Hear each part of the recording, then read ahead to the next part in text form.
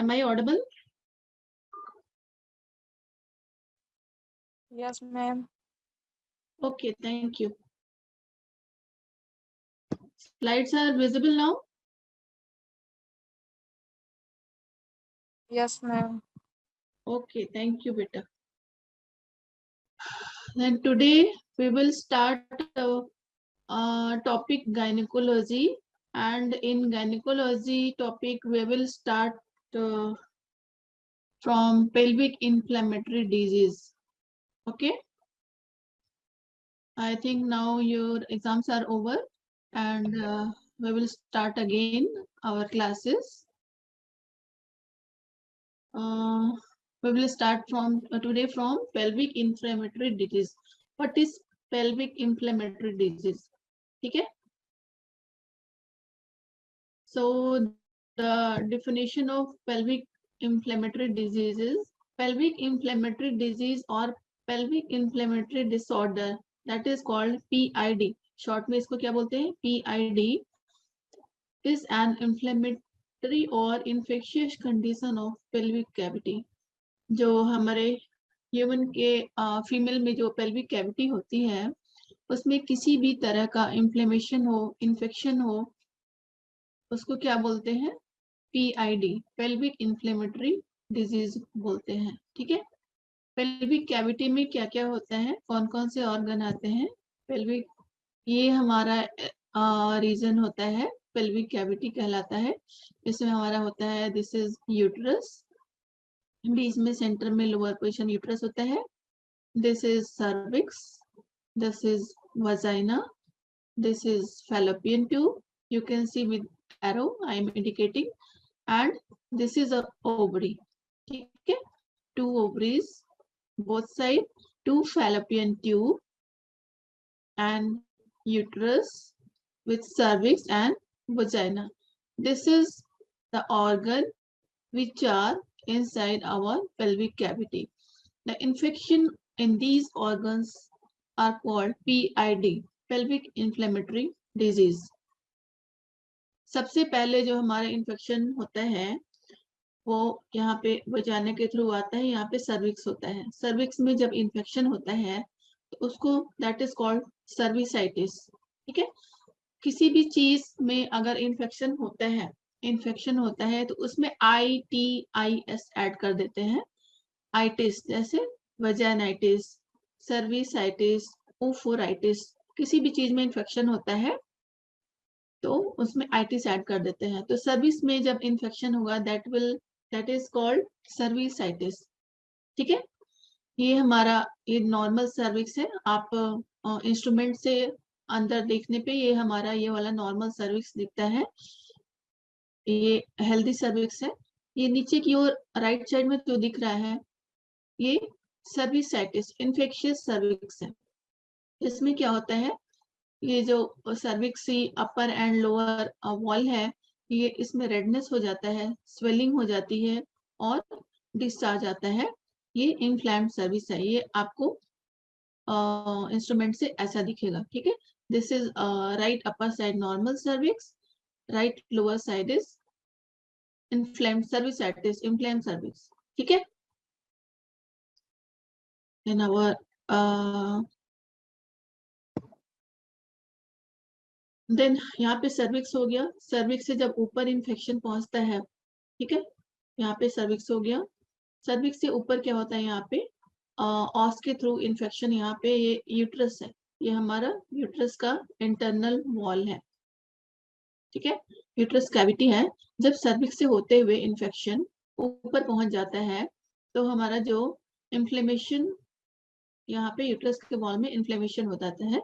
Inflammation and infection of the endometrium. ठीक है. Endometrium किसको बोलते हैं? Lining of the uterus. ठीक है. लाइनिंग ऑफ द यूट्रस होता है, दैट इज कॉल्ड एंडोमेट्रियम. जब एंडोमेट्रियम में इन्फेक्शन होता है तो उसको बोलते हैं, दैट इज कॉल्ड एंडोमेट्रियासिस. तो हमारा ये जो है वॉल, ये ट्रायंगुलर शेप होता है यूट्रस, ये अंदर से इन्फेक्शन हो जाता है तो ये ऐसा दिखता है. ठीक है. यहाँ पे सर्विक्स हो गया, यहाँ पे इन्फेक्शन ऊपर पहुंचा तो यहाँ यूट्रस में आ गया. अब इसके बाद अगर यहाँ पे भी अगर उसको क्योर ना किया जाए इन्फेक्शन को, तो हमारा ये फैलोपियन ट्यूब से होते हुए ओवरीज तक पहुंच जाता है। ठीक है, यहाँ पे सर्विक्स यहाँ पे इम्प्लांट हुआ, इसको अगर हमने ऐसे छोड़ दिया, क्योर नहीं किया, तो ये इन्फेक्शन यहाँ पे पहुंच जाता है। ठीक है, यूट्रस यूट्राइन वॉल को इन्फेक्शन हो जाता है। उसके बाद वहां पे भी अगर क्योर नहीं किया गया उस इन्फेक्शन को, तो ये फैलोपियन ट्यूब में इन्फेक्शन पहुंच जाता है। जब इन्फेक्शन फैलोपियन ट्यूब में पहुंचता है, दैट इज कॉल्ड साल्पिंजाइटिस। ठीक है, अभी हमने बताया था ना साल्पिंजाइटिस, आईटीस इसमें ऐड कर देंगे। साल्पिंग्स मतलब फैलोपियन ट्यूब, तो फैलोपियन ट्यूब के inflammation of fallopian tube is called salpingitis. ठीक है, ये हमारा ये नॉर्मल फैलोपियन ट्यूब है, लेफ्ट साइड में नॉर्मल फैलोपियन ट्यूब है। ये हेल्दी फैलोपियन ट्यूब आपको ऐसा दिखेगा। जब उसमें इन्फ्लेमेशन हो जाता है, उसकी वॉल में रेडनेस और स्वेलिंग आ जाती है, और वो आपको ऐसा दिखेगा। ठीक है, उसके बाद फैलोपियन ट्यूब में इन्फेक्शन हो गया, दैट इज कॉल्ड साल्पिंजाइटिस। फिर अगर वहां पे भी उसको क्योर नहीं किया गया, तो ये इन्फेक्शन आपको इन्फेक्शन यहाँ पे ओवरीज में पहुंच जाता है। यहाँ से पहले शुरू हुआ, वजाना के थ्रू इन्फेक्शन आया, सर्विक्स में हुआ, सर्विक्स से यूट्रस में पहुंचा, यहाँ पे यूट्रस से यहाँ पे फैलोपियन ट्यूब में पहुंचा। फैलोपियन ट्यूब में भी अगर उसको हम क्योर नहीं करते हैं इन्फेक्शन को, तो हमारा वो यहाँ पे ओवरीज होता है, 2 ओवरीज, तो इन्फेक्शन ओवरीज में पहुंच जाता है, तो उसको क्या बोलते हैं, ओफोराइटिस। ठीक है, infection of the ovaries is called oophoritis. ठीक है, ये इन्फ्लेम्ड फैलोपियन ट्यूब है। ये देखिए फैलोपियन ट्यूब ये नॉर्मल दिख रहे हैं, नॉर्मल साइज। ये थिकनेस, इसकी स्वेलिंग, रेडनेस सब बढ़ जाते हैं, आपको ऐसा दिखेगा फैलोपियन ट्यूब इन्फ्लेम। ठीक है, ये हमारा इन्फ्लेम्ड ओवरी है, इन्फेक्शियस ओवरी है, जो कि साइज में थोड़ा सा बिगर दिख रहा है। ये नॉर्मल ओवरी है। ठीक है, ये इन्फ्लेम्ड यूट्राइन वॉल दिख रहा है आपको। पिक्चर क्लियर दिख रही है आपको स्लाइड्स में बच्चों? Yes ma'am. ओके, किसी को कुछ भी कहीं पे भी समझ में नहीं आए तो आप प्लीज क्रॉस क्वेश्चन कर सकते हैं। ओके, यहाँ पे स्टार्टिंग से हमारा ये सर्विक्स है, सर्विक्स से हमारा यूट्रस में पहुंचा है इन्फेक्शन, यूट्रस से हमारा फैलोपियन ट्यूब ये है दिख रहा है। फैलोपियन ट्यूब में अगर इन्फेक्शन यहाँ पे भी हम उसको ट्रीटमेंट नहीं देते हैं, तो ये ओवरी में यहाँ पे पहुंच जाता है। ठीक है, जब ओवरी में इन्फेक्शन पहुंच जाता है, उसको क्या बोलते हैं, ओफोराइटिस बोलते हैं। ठीक है, यहाँ पे सर्विसाइटिस बोलते हैं। फिर यहाँ पे यूट्रस, यहाँ पे फैलोपियन ट्यूब, और यहाँ पे ओवरी। नेक्स्ट है कॉजिंग ऑर्गेनिज्म, किस वजह से ये इन्फेक्शन होता है। पेल्विक इन्फ्लेमेटरी डिजीज जो है, इन्फेक्शन हमारा जो जेनिटल ऑर्गन में होता है, किस किस वजह से होता है, क्या कॉजिंग ऑर्गेनिज्म है। ठीक है, pelvic PID, pelvic inflammatory disease is polymicrobial. Polymicrobial मतलब माइक्रोब्स की वजह से होता है, मोर देन 1 माइक्रोब्स इसके जिम्मेदार होते हैं। ठीक है, caused by several types of microorganism infection। ठीक है, पॉलीमाइक्रोबियल होता है, इसमें मेन जो होता है निजेरिया गोनोरी, जो बैक्टीरिया होता है मेन, जो PID कॉज करता है, that is Neisseria gonorrhoeae. And next one is Chlamydia trachomatis. ठीक है, ये 2 मेन बैक्टीरिया होते हैं जो पेल्विक रीजन में इन्फेक्शन कॉज करते हैं। Neisseria gonorrhoeae and Chlamydia trachomatis are the most common causative organism of PID। ठीक है, ये आपको माइक्रोस्कोप में ऐसा दिखेगा। अगर आप वहां पे वजाना से स्वैब लेकर के स्लाइड में उसको डालेंगे, माइक्रोस्कोप से देखेंगे, तो आपको ऐसा स्लाइड दिखता है। इससे डॉक्टर पता लगा देते हैं, पैथोलॉजिस्ट हमारे जान जाते हैं कि ये इन्फेक्शन है निजेरिया गोनोरी का या क्लेमाइडिया ट्राइकोमैटिस का। ठीक है, तो आपको ये क्लियर हो गया कि PID पेल्विक इन्फ्लेमेटरी डिजीज में कहाँ कहाँ इन्फेक्शन होता है, किस वजह से होता है, ठीक है। कॉजिंग ऑर्गेनिज्म क्या है, किस बैक्टीरिया की वजह से होता है, ठीक है। 2 मेन बैक्टीरिया है, निजेरिया गोनोरी आपको याद रखना है, सेकेंड वन इज क्लेमाइडिया ट्राइकोमैटिस।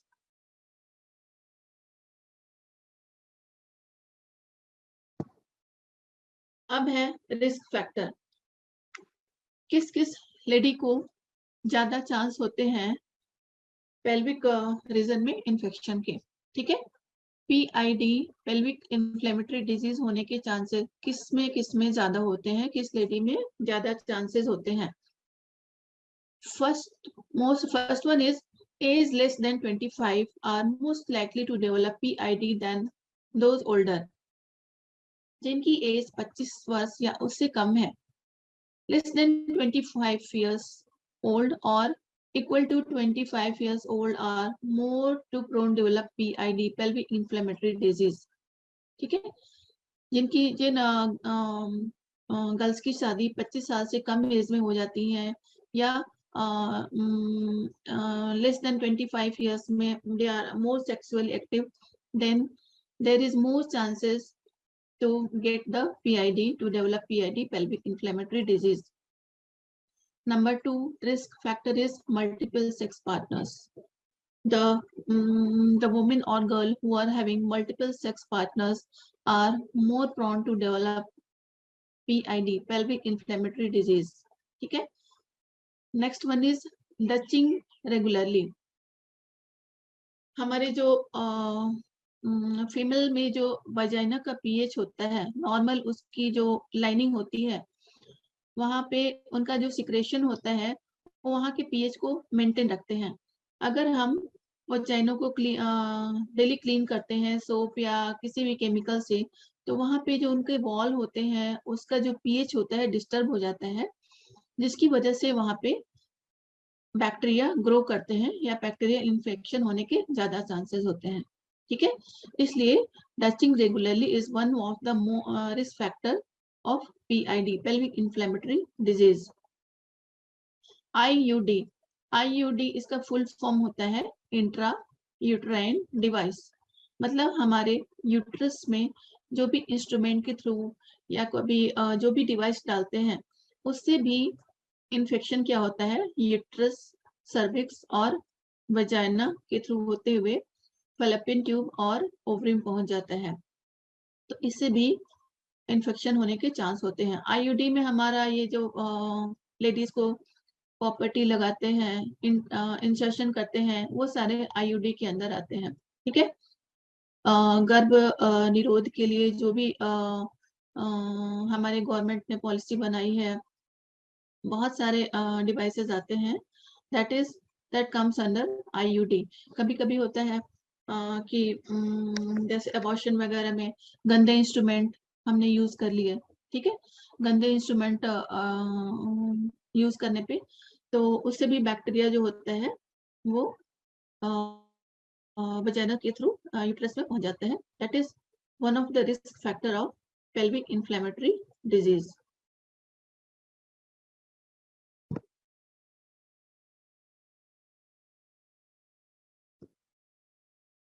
ये हो गया। Next one is pathophysiology, pathogenesis of PID pelvic inflammatory disease का what is pathogenesis of PID, ठीक है। ये हमारा यूट्रस है, अभी आपने देखा, दिस इज ओवरी, ठीक है। Both side 2 ovaries are there and 2 fallopian tubes. ये फैलोपियन ट्यूब है, इधर ये फैलोपियन ट्यूब है। Infection can leave fallopian tubes and spread to other parts of the body. हमारा ये सर्विक्स है, ये वाला एरिया सर्विक्स है। Sexually transmitted disease causing bacteria में इंटर वजाइना विद सीमेन। कभी कभी क्या होता है कि हमारे पार्टनर्स के थ्रू भी बैक्टीरिया सीमेन में के साथ होते हुए वजाइना में इंटर करते हैं। सेक्सुअली ट्रांसमिटेड डिजीज जो कॉज करते हैं वो बैक्टीरिया यहाँ पे होते हुए सीमेन में मिक्स होकर के यहाँ पे आते हैं सर्विक्स में, यहाँ से वो इंटर करते हैं यूट्रस में। यूट्रस में से अगर यहाँ पे उसका क्योर नहीं किया गया तो वो बैक्टीरिया यहाँ से होते हुए ये 2 फैलोपियन ट्यूब है यहाँ पे इंटर करते हैं, ठीक है। फिर अगर यहाँ पे भी उसको क्योर नहीं किया गया तो ये इन्फेक्शन फैलोपियन ट्यूब से हमारे बॉडी के अदर पार्ट में स्प्रेड हो सकते हैं, ठीक है। यहाँ पे फैलोपियन ट्यूब की ओपनिंग है, यहाँ पे बैक्टीरिया आता है तो सीधे डायरेक्ट हमारे बॉडी में स्प्रेड हो सकता है, ठीक है। This is the pathogenesis of pelvic inflammatory disease. कहाँ से इन्फेक्शन होता है, शुरू होता है और कैसे कैसे पहुंचता है, इस फिगर में आपको ये क्लियर है, ठीक है। सबसे पहले यहाँ से वजाना के थ्रू इंटर किया, ठीक है, सर्विक्स में गया, सर्विक्स से यूट्रस में गया, यूट्रस से फैलोपियन ट्यूब में गया, फैलोपियन ट्यूब से यहाँ पे fallopian, this is opening of fallopian tube, यहाँ से अदर हमारे बॉडी पार्ट्स में इन्फेक्शन पहुंच जाता है।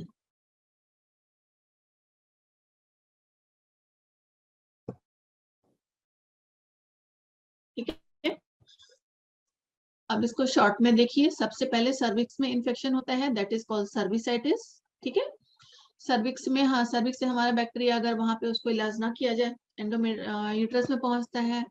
यूट्रस में क्या करते हैं, एंडोमेट्रियम की जो वॉल होती है उसको, उसमें इन्फेक्शन होता रहता है, दैट इज कॉल्ड एंडोमेट्रियोसिस। पहले सर्विसाइटिस हुआ, उसके बाद एंडोमेट्रियोसिस हो जाएगा। उसके बाद यूट्रस में भी अगर उस बैक्टीरिया के ग्रोथ को नहीं रोका गया, फैलोपियन ट्यूब में इंटर करता है।